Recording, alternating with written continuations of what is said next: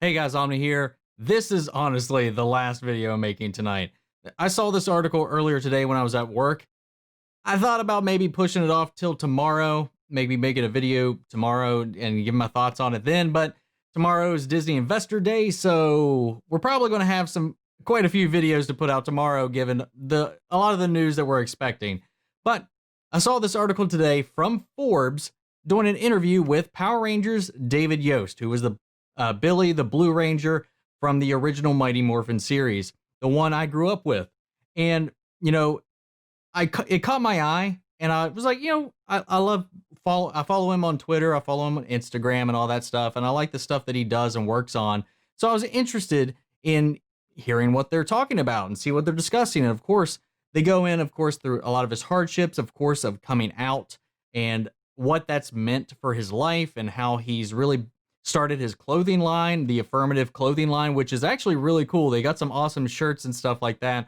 And I've yet to pick one up or anything like that, but they got some pretty cool designs. And he's, despite all of the kind of difficulties he went through in the early days in the production, behind the scenes on Power Rangers, it's good to see that he's really still owning it and really kind of supporting not just the brand, but the memory, the legacy, and the fans who loved his character and loved all of those characters.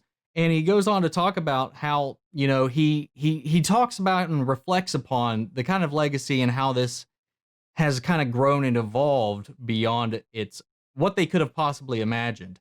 And he talks about something we talked about before, which was now that Hasbro's in charge, they were talking about making a lot of different kind of Power Ranger content. And some of that kind of leaned towards, of course, continuing like the geared for children and younger audiences, keeping that series going. But they also hinted at having stuff for the older fans to kind of vary the kind of demographics that Power Rangers really hits.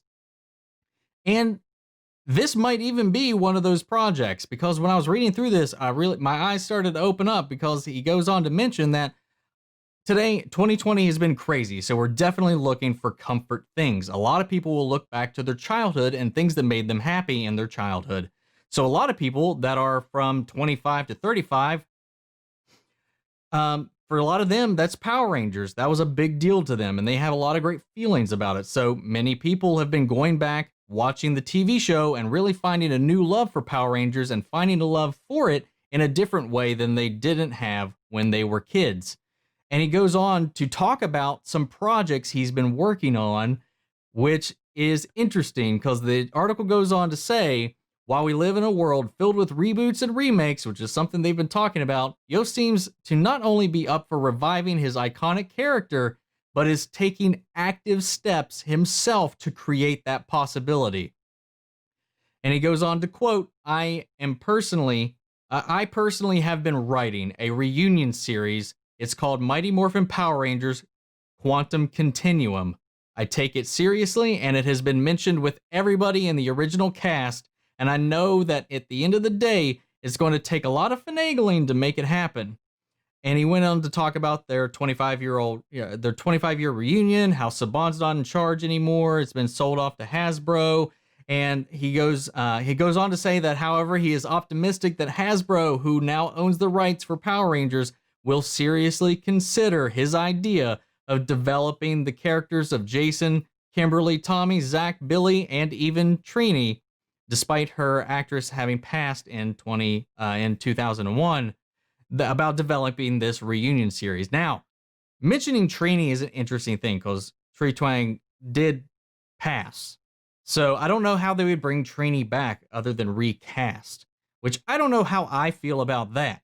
But I do like that there is something in the works here, and that he's taking, proactive measures to make something out of this, to give the 30-year-old fans who grew up from the beginning when it first aired and give something to them.